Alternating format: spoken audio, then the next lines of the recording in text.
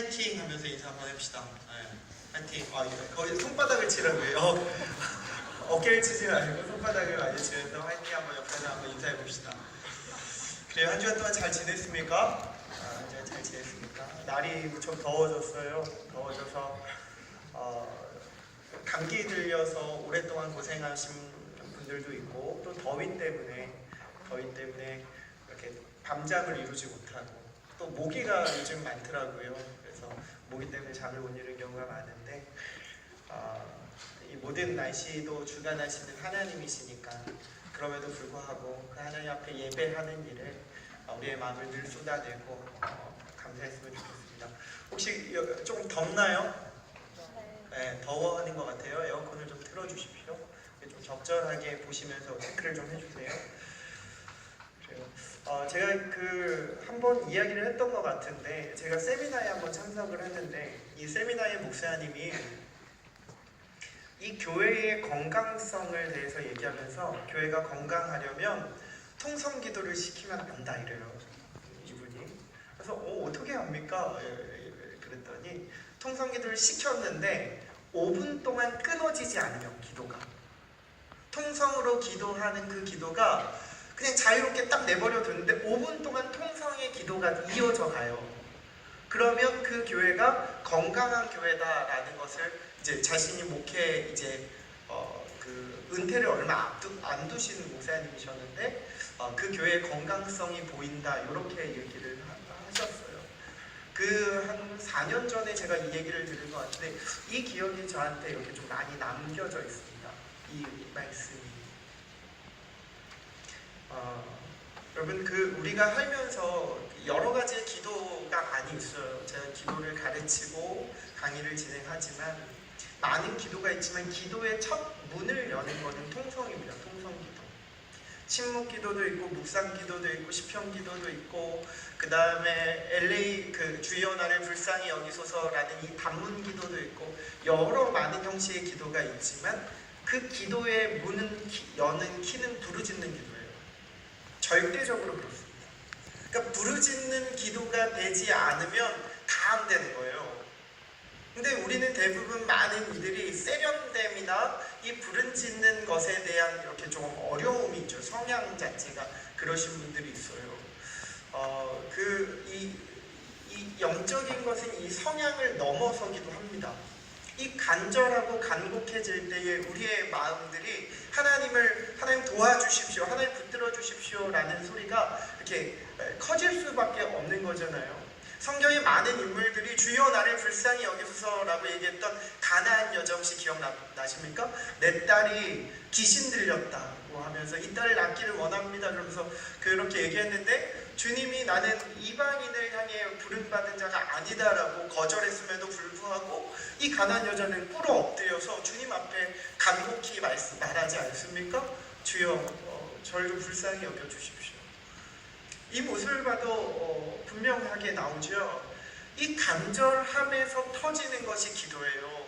근데 그 기도의 첫 시작, 기도의 문을 여는 것이 통성기도라는 거예요. 통성기도.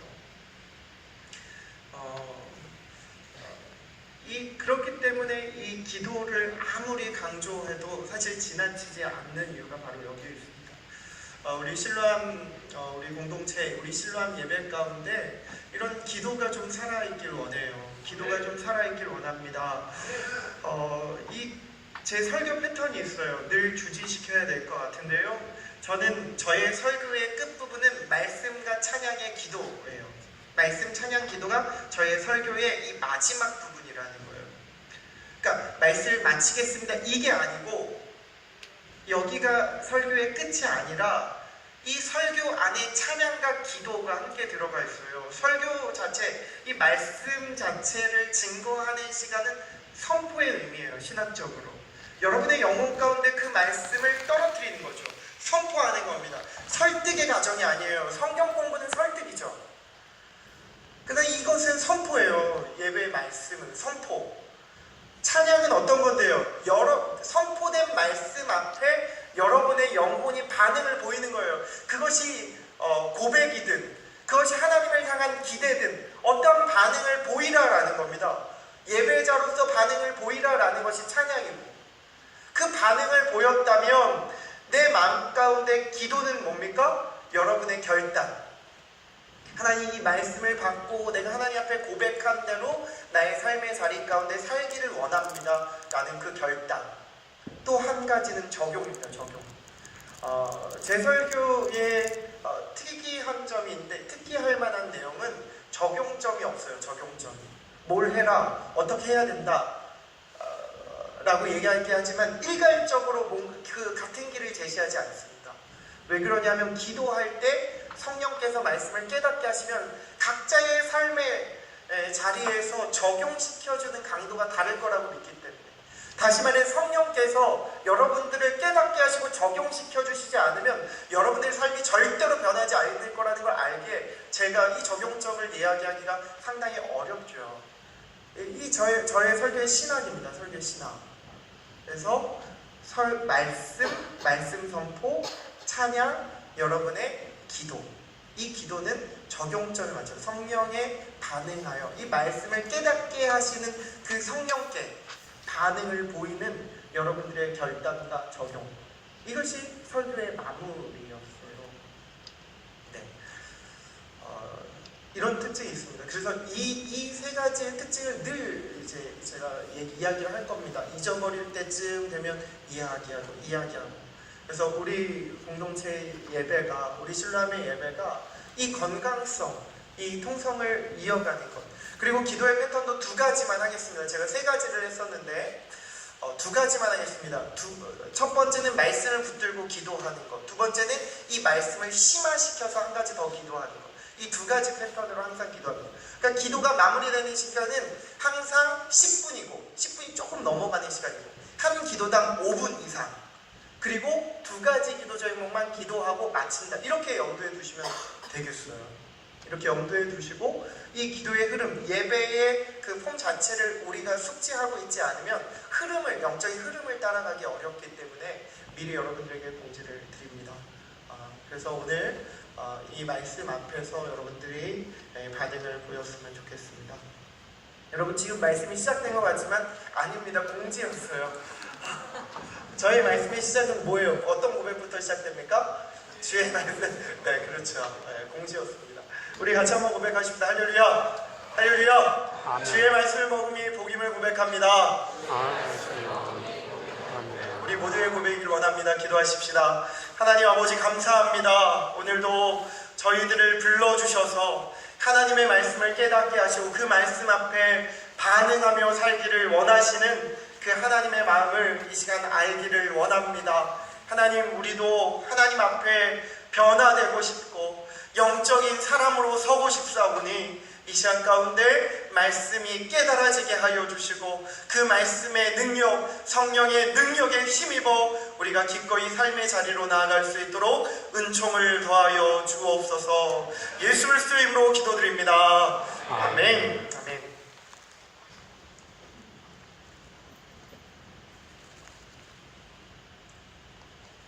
오늘은 지난주에 이어 고린도전서의 말씀을 좀 나누고 싶습니다. 5장 말씀이에요. 5장. 지난주에도 배경을 말씀드렸지만 이 고린도전서는 바울의 2차 전도 여행 때 1년 반 동안 고린도 지역에서 증거했다고 얘기했죠. 그렇게 개척된 교회. 근데 거기에서 결정적으로 아프로디테라는 신전이 있었고 두 개의 항구 때문에 굉장히 이 성에 대한 문화가 자유로웠다, 이런 이야기를 했어요. 그러니까 이 아프로디테 신전에 천여 명의 매춘을 자행하는 천여 명의 신전의 여사제들이 있었는데 이들의 제사는 이 매춘 행위를 하는 거라는 거죠. 그게 제사였어요. 그러니까 사람의 욕망을 자극하는 어떤 행위, 거기에 집중하고 있죠. 그래서 굉장히 성적으로 문란했고 개방적인 곳이었다라고 이야기했습니다. 그래서 당시의 교회가 이 고린도 교회의 음행, 윤리적인 문제 이런 것들이 심각할 수밖에 없었다라고 말씀을 드렸어요. 오늘은 그 음행에 대한 내용입니다. 이 음행, 고린도 지역의 넘쳐났던 그 제약이 교회까지 흘러 들어가서 음행을 저질렀는데요. 어떤 내용인지 봅시다. 1절이에요. 1절 말씀 우리 같이 한번 읽겠습니다. 시작. 너희 중에 심지어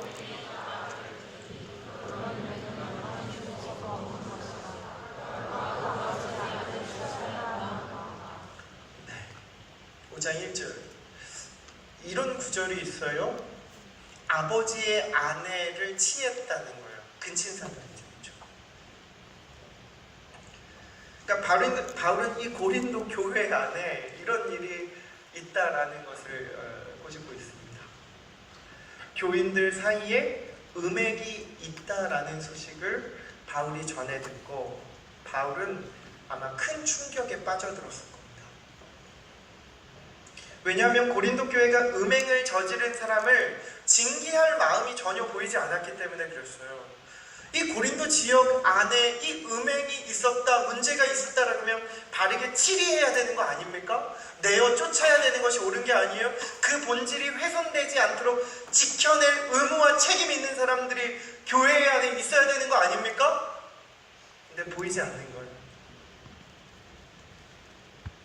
그래서 바울이 뭐라고 합니까? 그런 은행은 이방인 중에서도 없다는 거예요.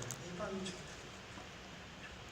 이 바울의 말에서 고린도 교회의 심각함을 고발하고 있는 겁니다. 교회의 본질이 훼손된 상태, 교회는 버젓이 있지만 그 안에 분명한 교회의 그 핵심적인 그 복음 말씀이 제대로 그 교회 안에 머물러 있지 못한 상황, 그런 상황에 놓여 있습니다. 계모와의 성적인 음행, 또 근친상간을 용인하는 이 고린도 교회 앞에서 사도 바울은 충격에 휩싸이게 되었습니다. 그런데 여러분, 어떻게 이렇게 교회 공동체가 이런 제약을 용인하는 겁니까? 이상하지 않습니까? 이 고린도 교회가 아무리 그래도 그렇지 왜 이것을 그냥 내버려 뒀겠습니까? 단 한 사람이라도 이런 죄에 대해서 짚어내고 다루어내고 교회를 온전하게 세울 만도 한데 그 한 사람이 없었다는 거예요. 이런 움직임이 보이지 않았다는 겁니다.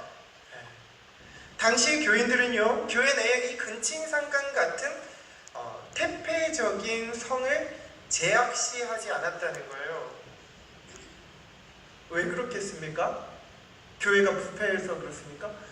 고린도 교회는 못 가겠다. 이제 그 교회는 부패한 교회다. 이런 거겠습니까? 단지 고린도 교회를 이렇게 간주해버리면요, 이 성경이 말하는 세계의 깊이를 이해하지 못하는 거예요.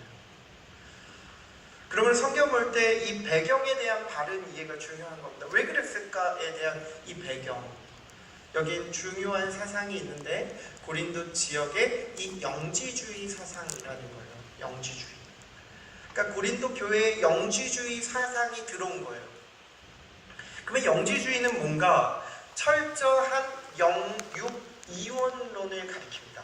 영지주의는. 그러니까 인간을 이해할 때 영과 육으로 이해했어요. 이분법, 이원하겠다 이렇게 본 거예요. 영육이원론이라는 말이 조금 어렵죠. 표현 자체가. 그러니까 이런 거예요. 영은 선하고 육체는 악하다. 영은 무한하고 육체는 유한하다. 이렇게 이분법으로 쪼갠 거예요. 영과 육을. 그래서 그렇게 인간에 대한 이해를 가졌어요. 그런 이 영지주의 사상이 교회 안에 들려왔습니다. 여러분, 이 영육이원론이 틀린 말 같아요? 틀린 말 아닌 것 같아요? 사실 틀린 말이 없어 보이죠. 근데 이런 사상은요, 본질적으로 기독교의 진리를 왜곡시켜버리는 겁니다. 왜냐하면 이들은 육체가 악하다고 생각하면서 육체의 부활을 믿지 않았기 때문에 그래요. 영지주의자들이 육체의 부활을 믿지 않았어요. 왜 그러냐? 육체 자체가 악하고 유한한 거기 때문에 이것은 다시 부활할 수 없다라고 여겼다라는 겁니다. 근데 우리 구주 예수께서 재림의 때에 우리의 육체가 다시 들림을 받는다라고 말씀하셨는데 영지주의자는 믿지 않았습니다. 이 영육 이원론이 핵심 신학 사상이 되어서 믿어지지 않았던 거예요. 육체는 약하다. 이것이 영육 이원론의 신학 사상입니다. 이 사상이 고린도 교회 안에 이렇게 팽배했어요. 고린도 지역 안에 자리 잡고 있었습니다. 아주 중요한 사상으로.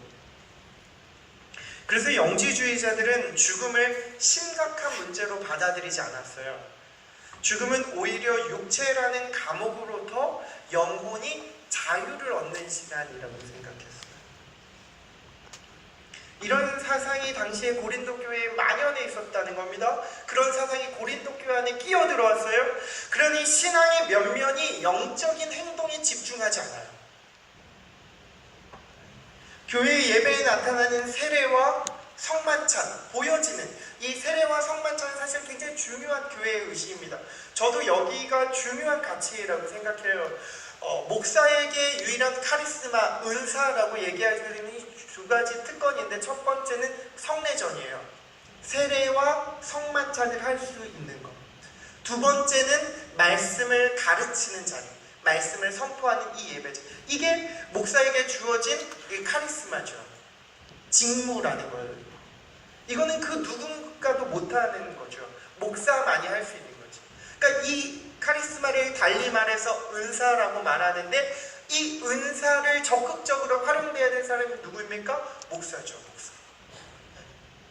그러니까 말씀을 섬기는데 청착해야 되는 이유가 여기에 있고, 세례와 성만찬을 통해 이 은혜의 도구로 사용해야 되는 그 역할을 해야 되는 사람이 사실 목사죠.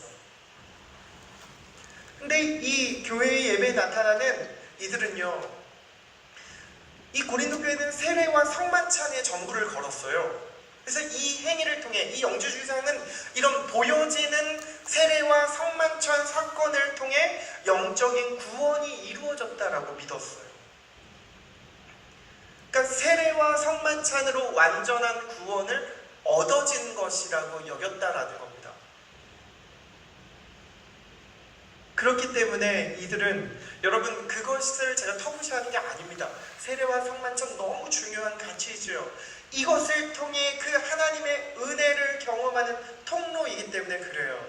근데 문제는 뭐냐? 이것을 절대적인 사건으로 여겨버린 거예요. 보여지는 것. 세례하고 성만찬에 온 정신을 다 쏟아내고요, 육체, 우리에게 주어진 이 육체라는 것을 쉽게 생각했습니다. 그래서 육체가 짓는 죄를 쉽게 여겼다는 거예요. 아까 이야기했죠. 영육이원론, 육체는 유한하고 악하기 때문에 이 육체가 짓는 죄는요, 이게 쉽게 합리화되는 거예요. 죄를 짓잖아요? 그러면 이 육체는 유한하고 악하기 때문에 당연한 거예요. 매번 넘어지는 지점에 우리 넘어지지 않습니까? 안 하려고 하지만 그 지점에 넘어지고 쓰러지고, 하나님, 저 정말 하나님 앞에서 아무것도 아닙니다. 정말 저기 이 죄를 넘어서고 싶은데 안 넘어집니다 라고 얘기하는데, 이 영육이원론을 받아들이는 순간 그게 합리화돼 버리는 거예요. 하나님, 괜찮습니다. 저의 육체는 유한하고 저의 육체는 원래 악하기 때문에 어쩔 수 없습니다. 그래서 그 음행이 자연스러워진 겁니다. 굉장히 심각하죠. 그러니까 이 고린도 교회 안에 이 사상이 들어오니까 이 육체에 대한 부분들을 다뤄낼 사람이 없었던 거예요. 쉬운 거예요. 쉬운 거예요. 그래서 거룩에 대한 열방도 이 육체를 통해 주어진 하나님의 영광스러움도 끊임없이 담아내지 못하고 그 한계 안에 늘 가둬두는 겁니다. 유한하고 악하기에 어쩔 수 없다. 이렇게 자기 합리화, 자기를 놓치지 않는 거예요. 이 영지주의가 고린도 교회 전체에 만연해 있었다라는 겁니다. 근친상과 같은 이 태폐적인 문화와 죄에 대해서 교회가 이해해 주었다라는 거예요. 이 사상 때문에. 교회를 훼손시키는 것은 정확하게 하나님에 대한 온전한 말씀이 희미해지는 순간 다 망가져요. 다른 거 아닙니다, 여러분. 예배자들이 아무리 많다고 하더라도 그 온전한 말씀이 훼손되는 순간 본질이 무너지는 거예요.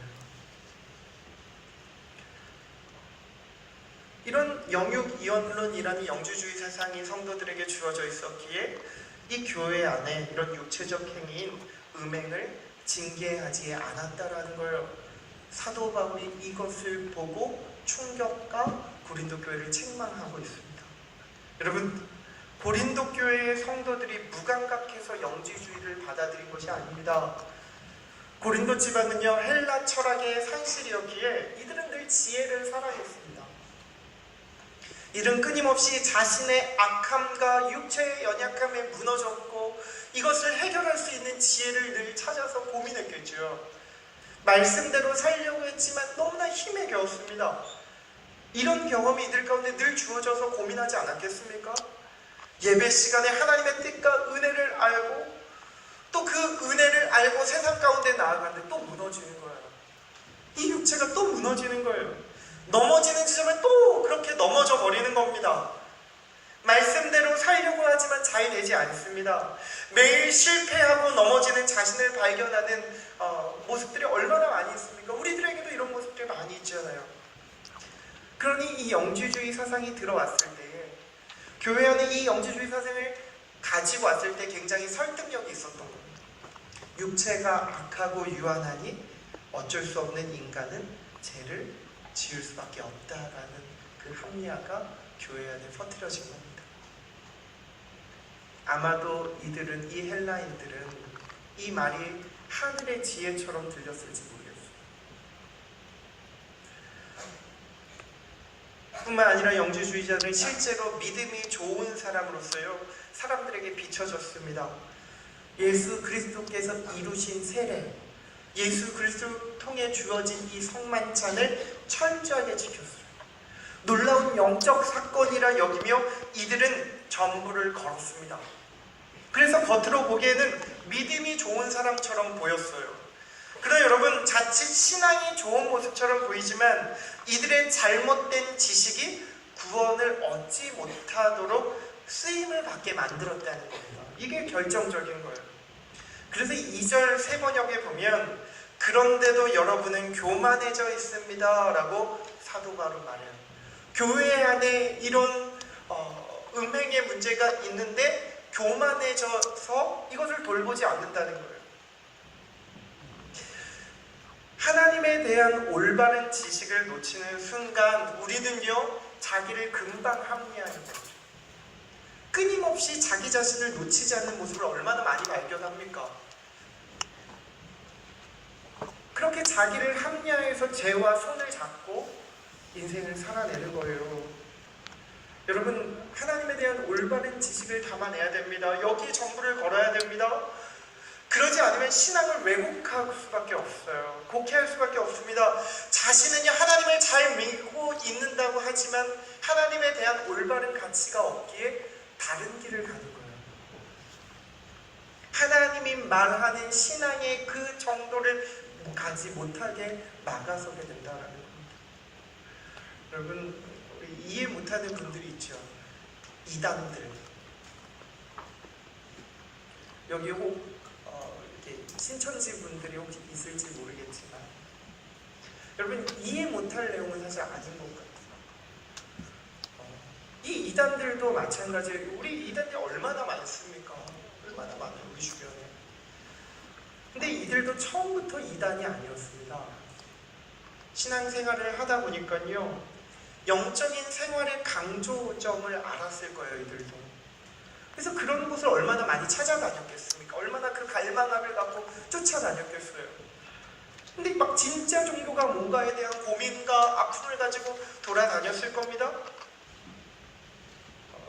그러다가 만난 게 이단교회죠. 사실 여러분, 전도의 자리 나가십시오. 한번 시장 한번, 대시장 한번 돌아보세요. 이단 전도지가 많은지 교회 전도지가 많은지. 이단들의 열심은요, 우리가 강히 따라갈 수 없는 열심이죠. 그러니까 그들을 만나서 그 종교 안에 그 영적인 것이라고 생각하는 거기에 이렇게 막 몰입하기 시작하는 겁니다. 현혹되는 거죠. 영적인 생활을 이단들은 강조합니다. 어떤 신비주의적 사건, 여기에 막 집중하는 거예요. 예배 드릴 때 약간 흐릿하게 하고요. 어떤 음악과 도구와 악기들 이런 것들을 교묘하게 사용하죠. 그래서 신비주의적 분위기를 조성하는 거예요. 거기 안에 무언가 영적인 흐름이 있다라고 이렇게 조성하는 거죠. 그것을 쫓아온 사람들은 그것이 마치 진리처럼 여겨지는 거예요. 헤어나기가 어려운 거죠.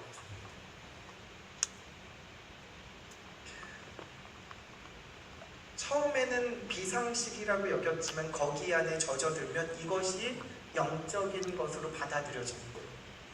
이단들 사이에선요, 비상식이 진리가 되는 겁니다. 반복하고 끊임없이 그 자리에서 교육되어집니다.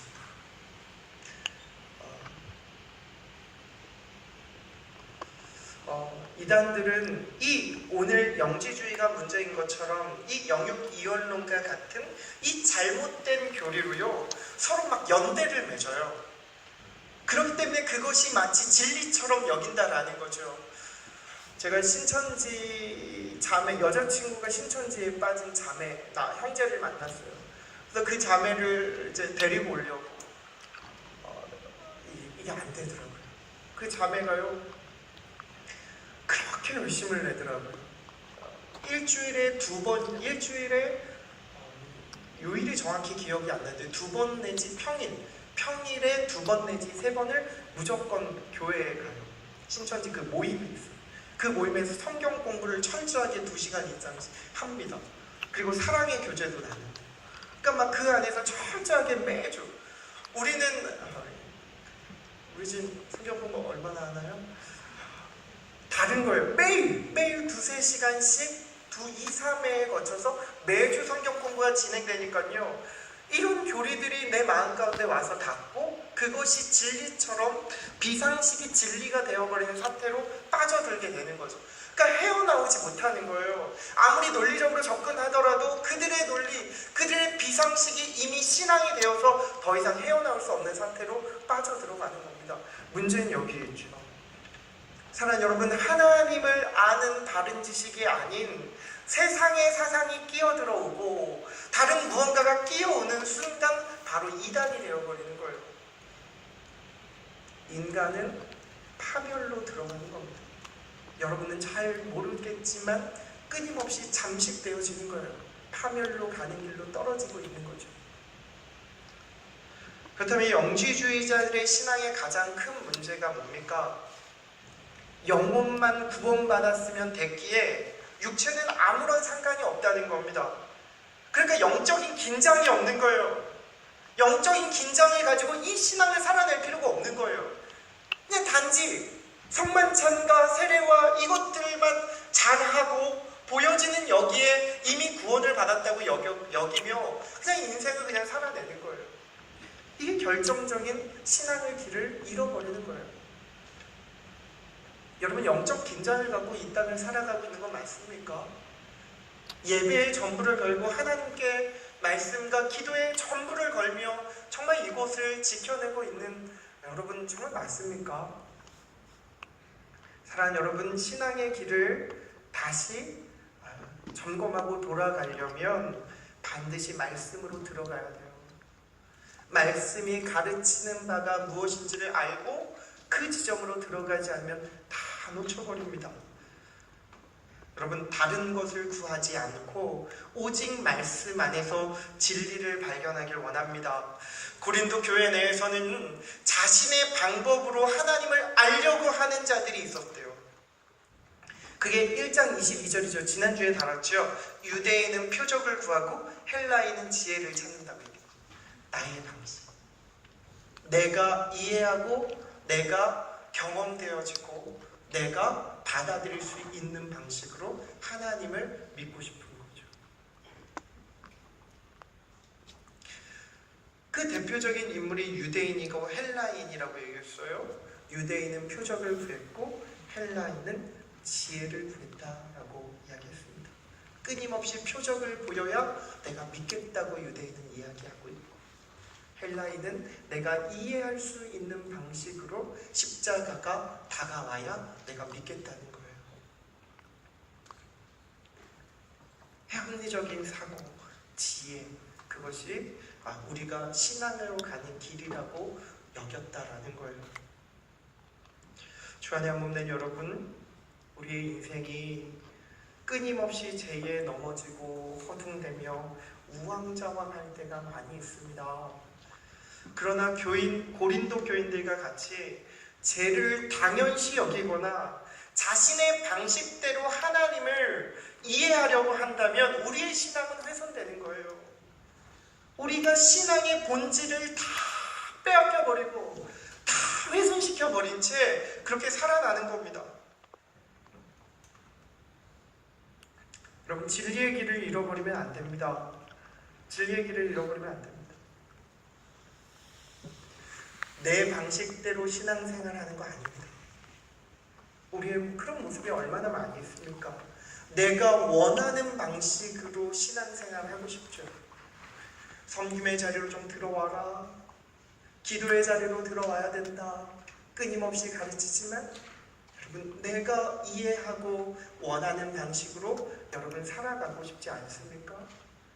끊임없이 성경에 가르치는 것에 거슬려 살아가고 싶은 이 본성을 쫓아 살아가고자 하는 것이 우리의 모습이라는 거예요. 내가 원하는 방식으로 예수를 믿습니다. 오늘도 내가 원하는 방식으로 그 예수님께 예배하고 내가 원하는 방식으로 이 세상을 살아가죠. 절대로 내 방식을 깨트리지 않았으면 좋겠는 거예요. 말씀이라는 그 가치와 그 선포로 내 방식이 깨트려지기 싫은 거예요. 손해받고 싶어하지 않은 거죠. 제가 목사로서 여러분 삶 안으로 들어가고 말씀의 자리로 끊임없이 섬겨내며 여러분 삶 안으로 들어가려고 애쓰지만 끊임없이 권면하지만 그러나 여러분은 받아들이기가 곤란한 거죠. 왜 그렇습니까? 자신의 인생이 포기되지 않는 거예요. 자신이 생각하고 원하는 삶의 가치가 놓쳐질 수 없는 겁니다. 사랑하는 여러분, 저에게는 이 종의 길에 들어서면서 늘 관심과 걱정은 교회였습니다. 늘 교회입니다. 제가 늘 이 얘기를 얘기하죠. 조국교회. 조국이라는 표현을 많이 씁니다. 우리나라의 교회, 뭐 대한민국의 교회, 이 나라의 교회 이렇게 얘기하지 않고 조국교회라고 이야기합니다. 이 조국이라는 표현이 이 우리 교회를 포함한 내 교회라는 생각이 있기 때문에 그래요. 이 조국교회가 어떻게 될까가 늘 관심사입니다. 이단들은 아마 더 성행할 거예요. 이단들이 아마 더 많아질 겁니다. 그런 시대에 아마 살아가게 될 거예요. 그러면 이 땅의 많은 교회들은 어떻게 되는가? 그냥 이대로 훈련하고 이대로 있어도 과연 이 조국교회가 살아남을 수 있을까? 내가 섬기고 있는 우리 실로암 공동체는 어떤가? 여러분, 이 잘못된 세상이 주는 가르침과 자신이 원하는 방식으로 살아가고자 하는 여러분들의 삶을 이 말씀 안에서 제가 멈춰 세우지 않으면 여러분의 모습, 이 신앙은 훼손되게 되어 있습니다. 여러분, 말씀의 자리에 늘 들어오셔야 돼요. 말씀 앞에 서셔야 됩니다. 말씀 앞에서 무반응으로 제발 반응 없이 말씀의 자리에 있지 말고 말씀 앞에 좀 정직해 주셨으면 좋겠어요. 말씀 앞에 정직하는 거예요. 어떤 반응을 보이라는 거예요. 정직하라. 하나님, 제가 그 말씀이 받아들여지지 않습니다. 라든가 하나님, 이게 너무너무 싫습니다. 라든가 어떤 반응을 보이라는 거예요. 예배자로서 그 말씀 앞에 정직하라는 것은 무반응이 아니라 반응을 보이라는 거예요. 기도의 자리에서 내가 하나님 앞에 반응하라라는 겁니다.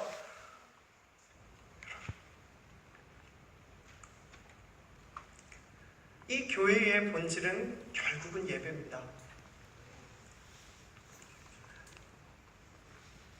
예배입니다. 예배의 목숨을 걸어야 됩니다.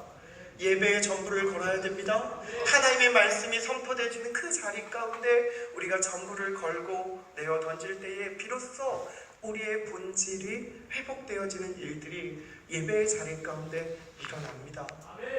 반드시 그렇게 되어 있습니다. 여러분, 예배입니다. 예배. 정말 예배입니다. 이 1시에 드린다는 것 자체가 사실 불가사의한 거예요. 이 1시 얼마나 졸린 시간입니까? 제가 그 자리에 가면 눈을 안 뜰 수가 없어요. 제가 이게 녹화가 안 되니까 이야기 드리죠. 제가 이 알파 시간에 가면 이 아침부터 7시까지 이렇게 쭉 오잖아요. 그래서 알파 이제 토크 시간에 가면 우리 담임 목사님 말씀을 증거하시는데 너무 죄송한 거예요. 왜 죄송하겠습니까? 항상 눈을 감고 있는 저의 모습을 발견해서 이제 너무 놀라서 눈을 뜨면 이렇게 마주치고 있는 거죠.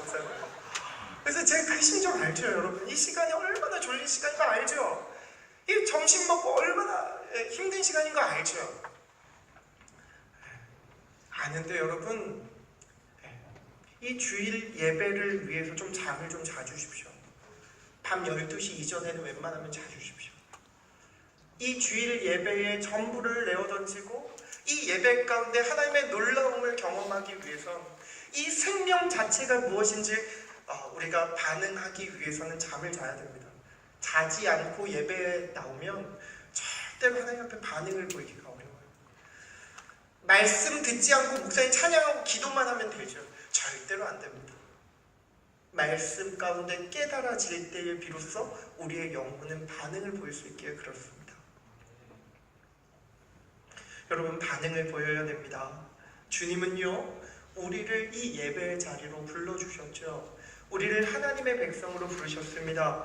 우리를 주 앞에 순종하는 사람이 되게 하시려고 온전한 하나님의 사람으로 사용하시기 위해 예수 그리스도를 통해 이 길을 열어주셨다라는 말씀입니다. 주 안에 없는 여러분, 우리 실로암에 속해 있는 모든 청년들이 영적인 사람이 되어주십시오. 신앙의 이단이 아닌 신앙의 신비를 아는 영적인 사람이 되길 바랍니다. 여러분도 제가 이렇게 권면하면 그러고 싶죠. 목사님, 저도 압니다. 영적인 사람이고 싶습니다. 저도 그것이 전부라 여기고 싶습니다. 그런 마음 알죠. 그럼에도 끊임없이 저는 반복합니다. 정말로 갈망하십시오. 그 주님의 은혜를 갈망하고 내가 이 세상에서 영적인 사람으로 살기를 갈망해 보십시오. 그렇게 갈망할 때에 비로소 예배 가운데 회복과 반응들이 나타날 거예요.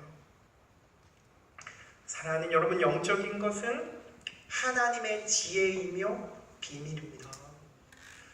하나님의 지혜와 비밀은 성령을 통해서만 알 수 있어요. 그게 고린도전서 4장인데 그 고린도전서 4장을 풀 때 아마 이 얘기를 할 겁니다. 하나님의 지혜와 비밀이라는 거예요. 근데 그것은 성령을 통해서만 가능하다는 거예요. 성령 받은 사람의 증거로서 영적인 삶을 영위하게 된다는 겁니다. 우리가 하나님의 지혜를 깨닫고 안다는 것은 쉬운 일이 아니에요. 왜냐하면 이 지적인 차원으로 접근하는 것이 아니기 때문에 그렇습니다. 영적인 것은 오직 성령을 통해서만 인식하고 경험할 수 있기에 그렇습니다. 성령을 통하지 않으면 하나님의 지혜를 알 방법이 없습니다. 사람들은 세상의 지혜로 예수의 십자가를 이해하려 했습니다. 유대인들은 표적이라는 이유로 예수님의 십자가를 이해하려 했습니다. 이들의 뇌는 십자가가 어리석게 보일 뿐입니다. 십자가는 죄인들만 지는 극악한 죄의 형틀이라고 여겼습니다. 그러므로 여러분, 세상의 합리적 논리로 십자가는 절대 이해될 수 없는 비밀의 영역이에요.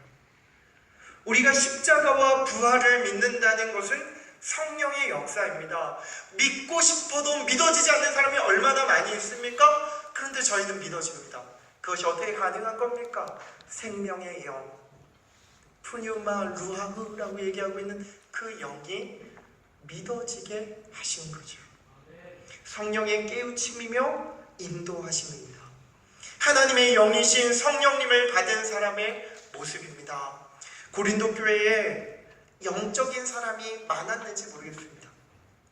그러나 여러분, 이 신비주의와 은사주의, 이런 것들을 영적으로 치부하는 이 세상의 가치, 그 고린도 교회, 이런 건 영적인 것이 아니에요.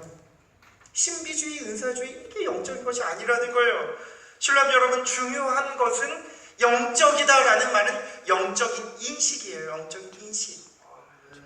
하나님의 말씀을 끊임없이 배워가며 진리를 탐구하는 자세, 이것이 영적인 사람의 모습이에요. 끊임없이 그 진리를 담아낼 때 머리에 담겨있는 하나님의 지식이 성령께서 깨닫게 하셔서 가슴으로 와서 닿게 하시죠. 그래서 그 영적인 삶을 살아가게 하신다라는 거예요. 여러분, 이 안에 복음이 있는 거 맞습니까?